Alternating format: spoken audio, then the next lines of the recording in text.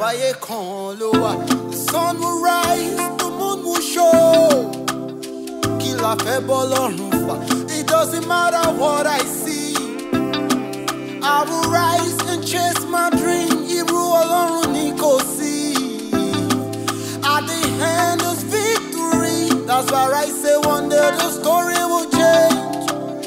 Good things will come your way. Ìgbà yìí ò lọ bí òréré. Ayé yìí bí Okoto. One day the story will change. Oh, good things will come your way. Ìgbà yìí ò lọ bí òréré. Ayé yìí bí Okoto.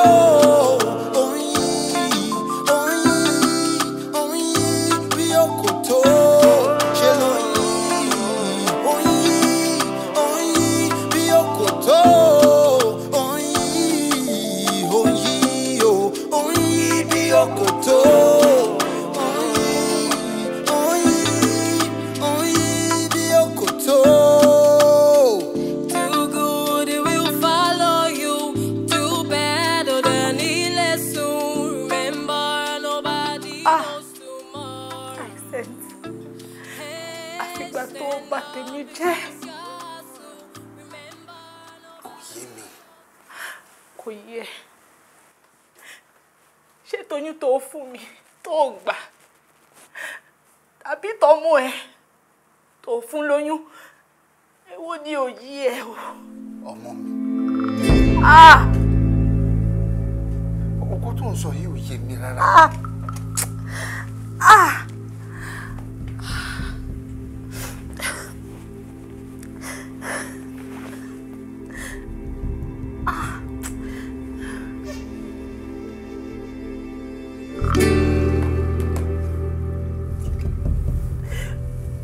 Ọmọbìnrin àbó mọ́. Ìkan náà àwọn student mi ni.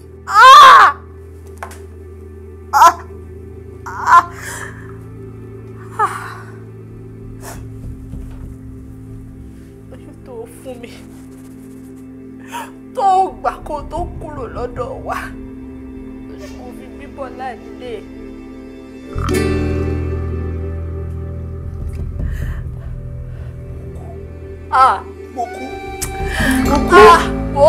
Mo kú.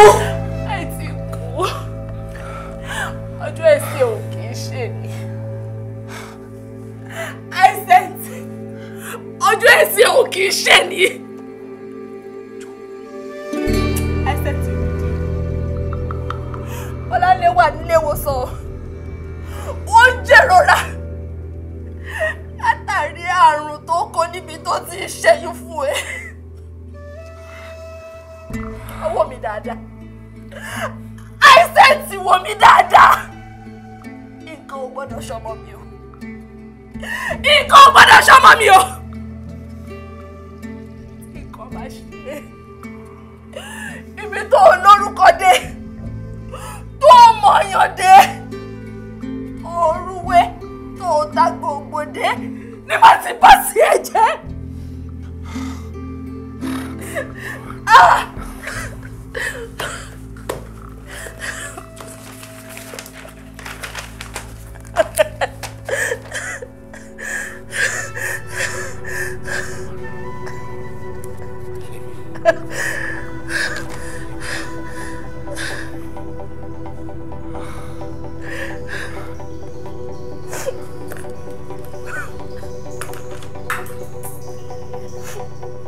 Ilé ìwòsàn tọ́mọ ẹ wà. Torí tá a bá tún ti pè é tó gba àgọ́ ọ̀nà ọba mi nìyẹn. Gbangba ti wá dẹkùn báyìí kedere ó sì ti bẹ̀ wò. Ọ̀nà tí nǹkan kan ò ṣe ní í ṣe mí lọ́mọ ni kó máa wá o. Àdúrà tí nǹkan kan ò ṣe ní í ṣe mí lọ́mọ ni kó máa gbà o. Ẹsẹ̀ tí.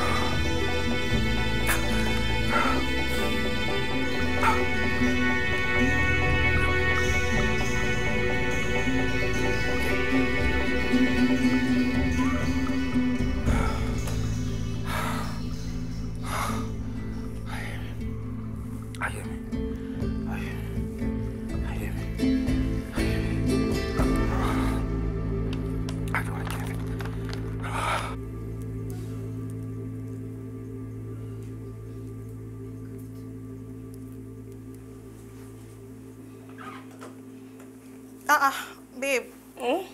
Ibo ló ń jí lọ láàárọ̀ yìí báyìí tó ti múra tán kí ló ṣẹlẹ̀? Wo, tó sáré dé ọ̀dọ̀ Bọ́láńlé ní jàre. Sure. I need to go and see that girl. Yeah. She's going through a lot. Ẹ pẹ̀lẹ́. Bọ́láńlé hospital. John to your Ọlọ́run. Ṣé òun nìkan ló máa kọ́kọ́ sick ni? Àbí òun nìkan ló máa kọ́kọ́ wà hospital? Ó sún mi o. Nǹkan tó jẹ́ lóyún náà. Àti ẹ pọ̀. Kò sí nǹkan tó lè sọ, wá ṣàmàlà ni wàá máa sọ̀rọ̀. I need to go and see her. Ọ̀rẹ́ Bọ́láńlé, ṣó ṣá mọ̀ pé a ní Echo 302 láàárọ̀ yìí ṣá. Ó dẹ̀ mọ̀ pé máa máa take attendance seriously. Mo mọ̀ yẹn náà. Okay. So ṣé wàá lè meet up báyìí pẹ̀lú tó ti múra yìí? Màá lè meet up, nǹkan tó ṣẹlẹ̀ ni pé màá tètè lọ́nsìn. But before ká tẹ̀ tó bẹ̀rẹ̀ class rárá màá ti dé. Ṣé ti gbọ́? Màá bá yín bẹ̀. Okay o. Okay. Aláàánú Samaria, ọ̀rẹ́ Bọ́láńlé. Very nice. Mo ní láti lọ tún mọ́tò ikú báyìí. Ọlọ́run ló mọ̀ wọn tó bá mi ṣe báyìí gan.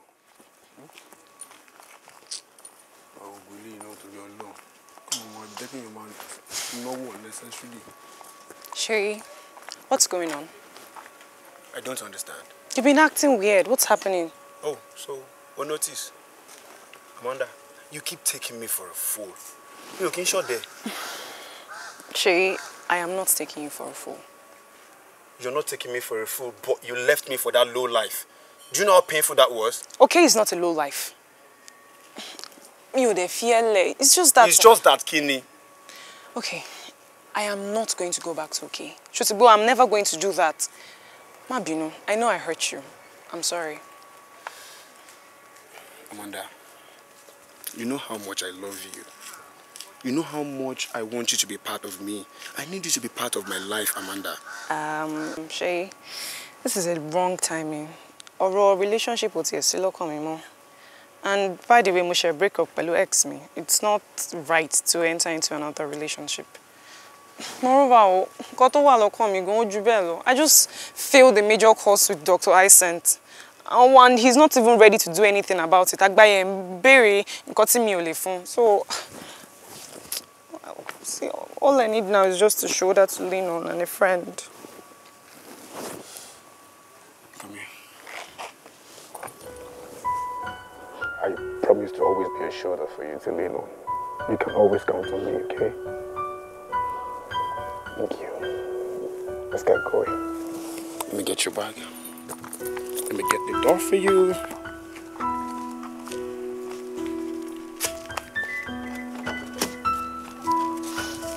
Thank you. You're welcome. Here.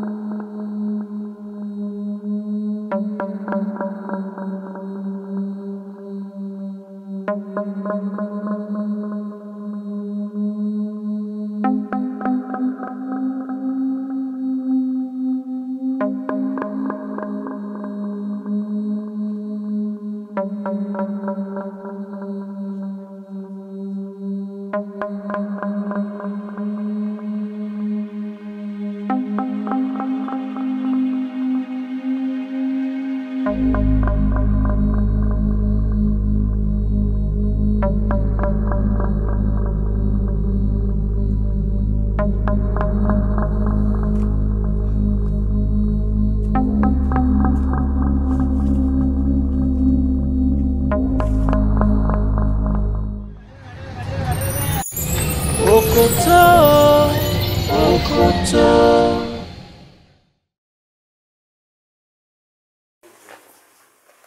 Guy, báwo la ṣe fẹ́ ṣòwò team money báyìí? Ṣé òun wá ẹ̀mí ni? Báwo la a ṣe fẹ́ ṣe owó team money? O lówó lọ ń dáràn. Èwo ni báwo la ṣe fẹ́ ṣe owó èmi àti ẹlájọ dáràn ni? Ọ̀rọ̀ ni mo dá. Why you dey talk like this now? Did I orchestrate this? Ṣé mo ní kí Esther kú ni? Guy, no vex me o. Má bínú, mi ò mean ẹ̀ bẹ́ẹ̀ yẹn. But ìwọ náà ṣé wọ́n sanwó fún ẹ mọ́ ni? Wọ́n máa sọ̀rọ̀ pé àsìv àjọ wà. Ṣé irú condition tí mo wà máa ṣiṣẹ́ ni? How I want to take work pẹ̀lú conditions I want things to go through. Well, I don't hear. We go find where we go take run am now. How you want to take run am? Then jáde bá mo máa rí bí mo ti raise owó díẹ̀. All right. Then jáde. Okay. Thanks, my G.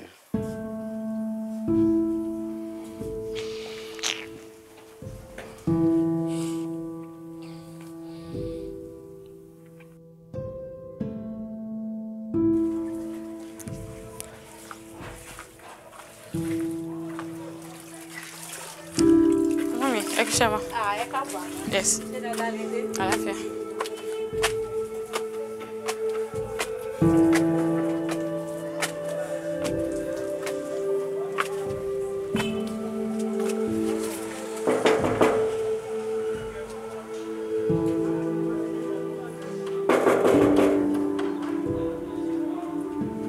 Yes.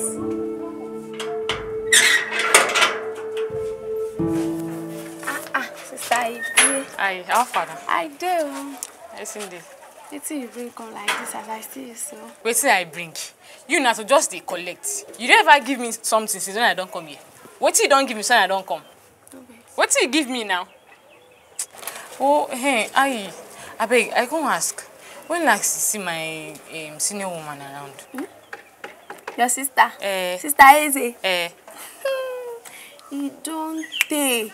Her sister no dey come house. She no dey come house. You know say you different now. You can't even compare yourself to your sister. Your sister na waka waka up and down. She no dey come out for day. Now for night like this. You get one day say we be say na security. Then follow and come out like this. She no gree make all of us sleep for this house. We then they ask her, "Shey you know this person? Shey you know this?"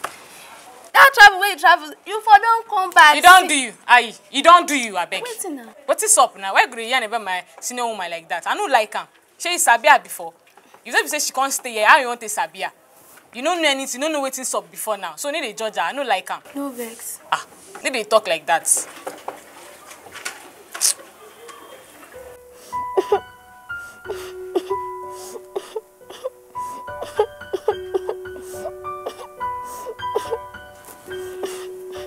See now, don't cry.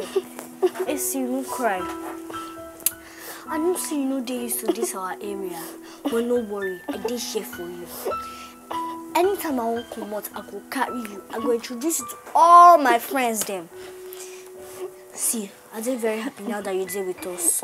You'll be the sister way I don't they pray for. Tete. You're not crying.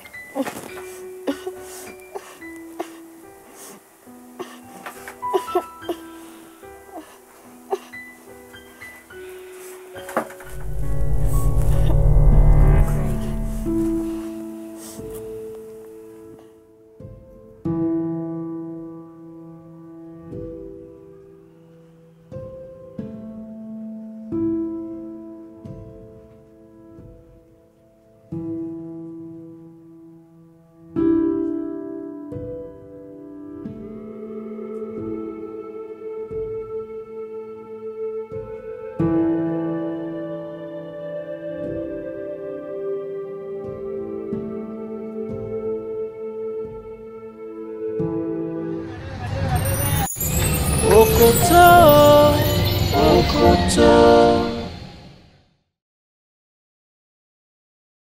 Onírànù kí ni mò ń bẹ sọ kí ló ń sọ àló lè change mọ́ ṣe ó lè change mọ́ àgbàlagbà dẹ̀ ló ń dà yìí. Alájà àdúrà náà lè mọ̀ gbà fún wa àdúrà náà lè mọ̀ gbà fún wa ọ̀rọ̀ mi ò ní sún náà ni àwọn sẹ́rí alájà sẹ́rí tẹ̀yàn bá léyìn ò ní sóògùn kà mọ́ àwọn tí ó jẹ́wọ́ wọn ò ní jẹ́ sẹ́rí àwọn èèyàn kan wà tán burú. Ta ni ẹ. sori irú kankan bí gbà kan ìyẹn ṣẹ̀ṣẹ̀ ń bọ̀ ń sìn látìgbà tí mo ti ní kó wá rí mi wọlé o.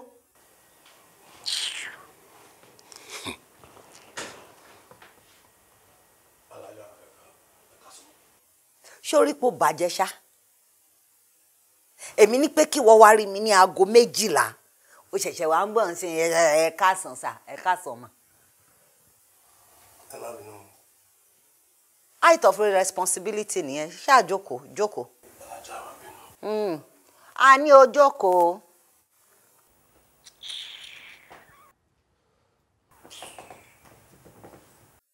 Ẹ rí pé ẹ̀yin méjèèjì àgbàyà ni tán ẹ tún wá ń ṣe láńgá ẹ ń ṣe láńgá. Kí ni gàgélé? Ẹ dẹ̀ ń ṣe bí ọmọdé. N tó yẹ kó ọmọdé ṣe lẹ́gbẹ̀ẹ́ yín kẹ́ mẹ́gbàá kẹlù. Ẹ wá ń jà káàkiri àdúgbò. Ẹ pera yín lọ́rẹ̀ẹ́. Irú nǹkan wo ni ò bá ṣẹlẹ̀ láàrin yín tẹ́ lè pera yín jókòó kẹ́dẹ̀ parí ẹni túbínúbí. Ẹ ń jà kiri àdúgbò.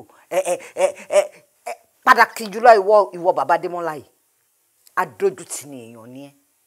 O kàn embarrass mi kiri àdúgbò o kàn dójútì mi ṣá.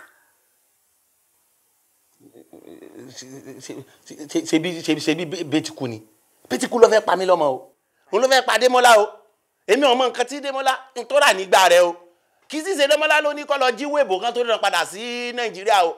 Ó kírú Betiku kó máa tírẹ̀tì Demola ládùúgbò kó lóun fẹ́ kó lóun ó pa Demola. Ọmọ kékeré kí ni Demola mọ̀?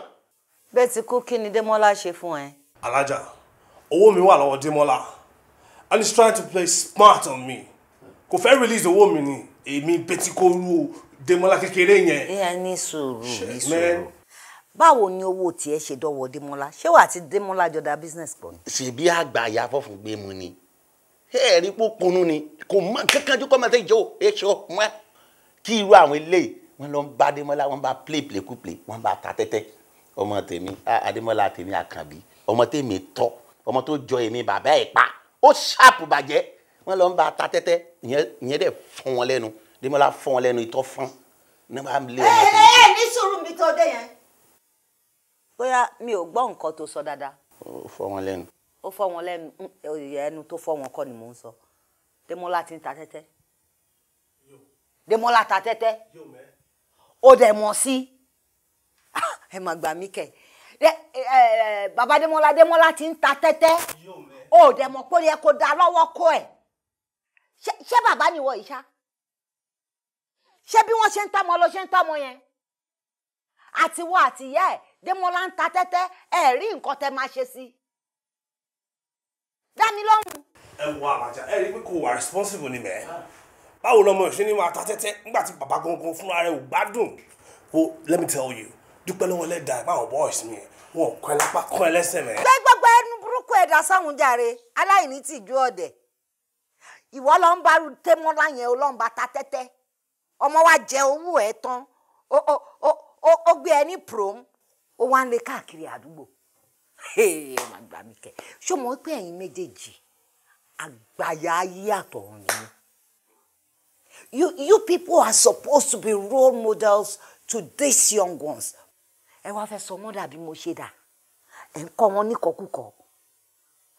For all I care, the Demola I know is a very gentle boy. Ọmọ dáadáa ni Demola. Ọmọ téèyàn sì máa fi ṣàdúrà ọmọ ni.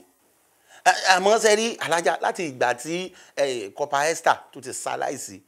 Àtìgbà náà ni ọ̀rọ̀ Demola tí ò ti yéèyàn mọ́ ní ti ń ṣe kàmọ́. Kódà kò gbọ́rọ̀ sí ẹnì kankan lẹ́nu mọ́. Òótọ́ ni. Gbogbo wa náà ni ikú Esther affect. Ṣùgbọ́n síbẹ̀síbẹ̀ o ní mójú kúrò. O dẹ̀ ní mẹ́nu kúrò pàápàá. You are a father. Bàbá ni ẹ̀.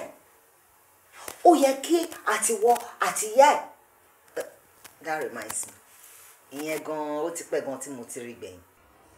Ok, mo ti mọ̀ tí màá ṣe. Bóyá máa wá sílé yín. Máa pe ìwọ àtìyá ẹ̀ jókòó. Ẹ bójútó ọmọ o. Gbogbo wa ni kú Esther affect o. Máa jíṣẹ́ yín fún Alájà pé kẹ ẹ fẹ́ rí ẹ má wulẹ̀ dára yín láàmú pé kẹwà òun ló máa wá rí. Mo bẹ̀ kó wá rí mi. Mo bẹ̀ wo Betiku. Yo bẹ́ẹ̀. Ṣé o mọ̀ pé mi pẹ̀lú ẹ̀ ò jàre? Yo. O mọ̀ pa jàre náà? Yo bẹ́ẹ̀. Má ṣe nǹkan tá fi máa jà. Okay. O gbọ́ àbúdá. Yo. Má ṣe ń tí èmi pẹ̀lú ẹ tá fi máa wojú ara wa. Àbúrò ẹni Demola. Ọmọ ẹ̀ kò gbẹ́. kò yẹ kó jẹ́ pé ìwọ àti Demola náà máa gbọ́ pé ẹ wá ń léra yín kiri tí sì torí owó ìwọ àti bàbá Demola náà dẹ̀rẹ̀ mi ò fẹ́ gbọ́ ìjà bó ṣe lè wù kó mọ mi ò fẹ́ gbọ́jà kankan láàrin ẹ̀yin méjèèjì mọ́ kẹjẹ́ kó tán síbi tí mo parí ẹ̀ sí yẹn. Alájà ẹ ṣe gan ṣe kò sí problem kankan mọ́ àmọ́ ẹ wọ́n bàbá Demola kó wọ́n ọmọ ẹ̀ gan kó ń fún ara ẹ̀ náà kó dẹ̀ wọ́n ara ẹ̀ mẹ́. bíi ti kú ṣé bí you are educated ó ti látẹnumọ́ jù ó látẹnumọ́ ọ̀rọ̀ ó ti tán síbẹ̀ ó yá kí lẹ́yìn ló ṣe. ẹ jẹ́ kó máa lọ ẹ mọ̀ pé mi àti ń sìn ní wọ́n ní kó máa lọ. kí lèmi pẹ̀lú ẹ̀ ṣe ni ẹ jáde nínú lẹ́mi ó yá obey the law stand up ibi rẹ̀ fẹ́ sùn mọ́jú ni tọ́ba bí yín re kí n gbọ́ pẹ̀ tún ti jà lọ́nà dọ̀bálẹ̀ ò ń ṣe wà kọjá ni lọ níwájú mi Mr. Man. kọ́lọ̀ ń jẹ́ kí n gbọ́jà yín bẹ̀ ṣe ń lọ yẹn wọn àgbàyà méjì afọ́fun gbèmù yóò ìyẹn náà fi dìpọ́ọ̀tù ẹ wálé bóyá tẹ́tẹ́ náà ló tiẹ̀ lọ tàbá ìta ló mọ̀ ọmọládé orí ẹni.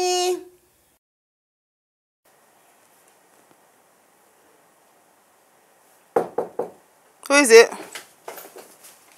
Hi, Adiza. How are you? Are you okay? No, ṣé mo ní kó wọlé ni. Who is it? How does it translate to come inside? No, wait, can't pay me washanko. Má bínú. Kini, what do you want? Amanda mo wá drop nǹkan fún. As you can see, you are not blind. Orí pa Amanda ò sí nílé, drop nǹkan tó fẹ́ drop síbẹ̀ yẹn kó wá máa lọ. Mo ní mo wá rí. And are you deaf? And I said, are you blind also? Ó ṣàrí pa Amanda ò sí nílé. Drop it there, kó máa lọ. Máa jókòó máa dúró dè. Okay, please don't annoy me. Drop it and go. Adiza, why are you being hostile? How am I being hostile? No, but how am I being hostile? Ṣé kí nǹkan tó ṣe last time kó tún ṣẹlẹ̀ àbí? Adiza. What? I know you hate me because of what happened the last time, but what happened the last time is not entirely my fault.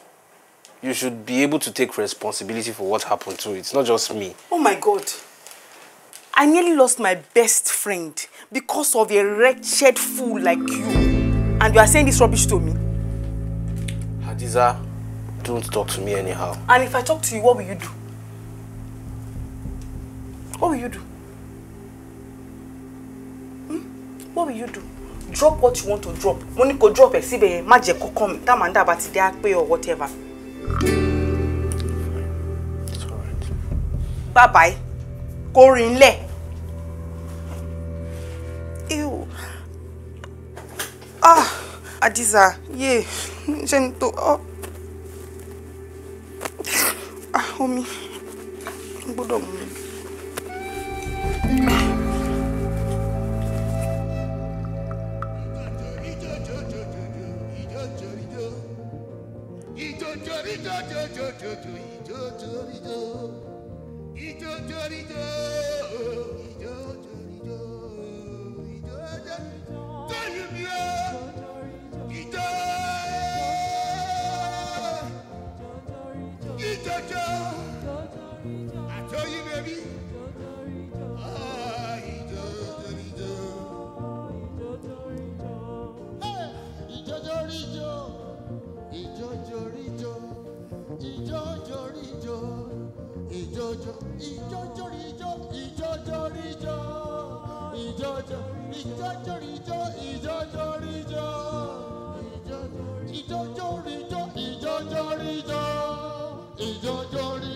One more time.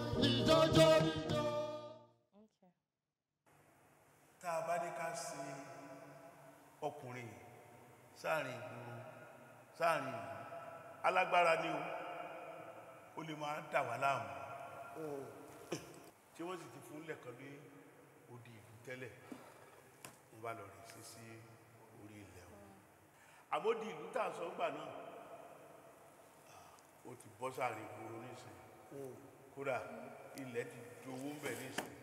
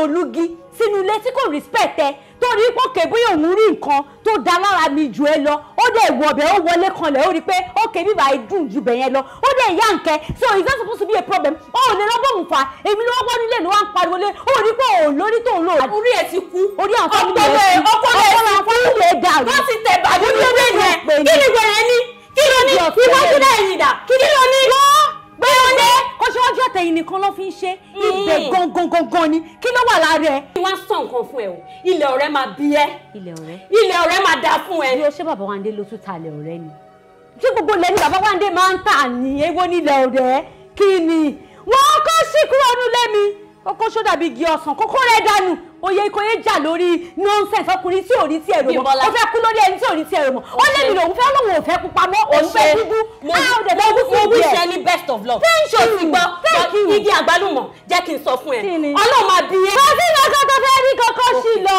ó dàbí àgbámú rere ọ̀dẹ̀ bó ṣe rí owó ló ń dàlù kiri wèrè lòun lẹ́lẹ́dà ṣẹ́jọ́ ṣẹ́lẹ́dà tèmi ṣó máa jókòó àmọ́ àwọn ẹlẹ́dà ti ẹ̀rùn because ẹlẹ́dà tèmi á máa ta káì.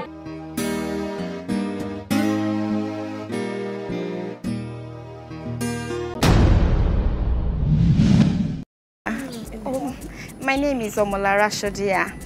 Omolara what? Omolara Shodia. Shodia. It's alright. Odiya lóòótọ́, Odiya. Mo mọṣẹ́ léṣe dáadáa. Mo ti ṣe káàkiri. Mo kàn rò pé kí step up. That's why tí mo fi wá síbí báyìí mà.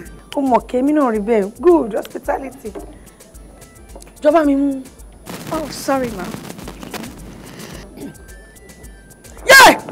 Mo kú ọ. Mo gbé ọ. Alájẹ̀gbé. Ah! Ó ní sórí rẹ̀. Ah! Omi wípé kí ló ṣẹlẹ̀? Kìlómítà ni. Wọ́n bó ṣe báyìí. Sọ́dọ̀ ọkọ̀ lọ́kọ̀. Ah! Ayé ẹ bàjẹ́ gan-an bọ́ fọ́ ọ. Alájẹ díjú wa. Ẹ má wo bí náà. Ọ̀rọ̀ wọlé ní òun. Mi ní káyọ̀ máa wọ. Wọ́n ní mo. Eléyìí ò máa tán náà kò sí nǹkan tó bá dín ní nǹkan tí mo wọ̀ ní. Kò lè sí tó ṣàyàwó ìmọ̀ ẹni mo bí ìfilẹ̀ kíni dánwọ́. Ọmúdi ọpọ́n yẹn bí lábẹ́bẹ́ ó ṣí èrè gan-an. Mo wá ní kó bá mi mú nǹkan mo tún ṣe exam fún túnṣe báyìí. Kí ló ṣẹlẹ̀? Kí ló dé? Mú lé mi lọ́wọ́. Excuse me, hello.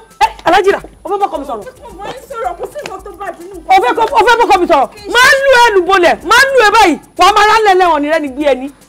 Ó ń láṣẹ òṣèdè kò tiẹ̀ dórúkún alájì. Ó jìnnà sorúnkún bá jẹ́. Ẹ yá. Torí Ọlọ́run, kí ni mo ṣe fún ẹ? Òun ní kó bá ẹ, má kó bá mi. Ọkọ tí mo ti ń kẹ́ látijọ́ ẹ tí mo ti ń ṣèkẹ́tọ́ Ọlọ́run bá mi tọ́jú. O kàn dé lọ́sọ̀ ọkàn orúkọ o fẹ́ sweep ẹ̀ office feet o wá ṣe báyìí kò sí tó lè ṣí kò lè wo bẹ̀ kò lè nífẹ̀ẹ́ kò lè láìkí ẹ̀. Ó dà ìpẹ́ fẹ́ ní problem mi èrò bí mo lè ṣiṣẹ́ pẹ̀lú. wọ́n á ní problem àwọn tó ní abẹ́ wá problem ó dà kó ya wèrè ìwọ kò di ayé ẹ mú ẹ wọ́n ní wèrè alájì ọmọ yìí fẹ́ fún mi payé rẹ̀ nìkẹ́. Àlíyà òrékèlè wà ròdòrídìí Àlíyà.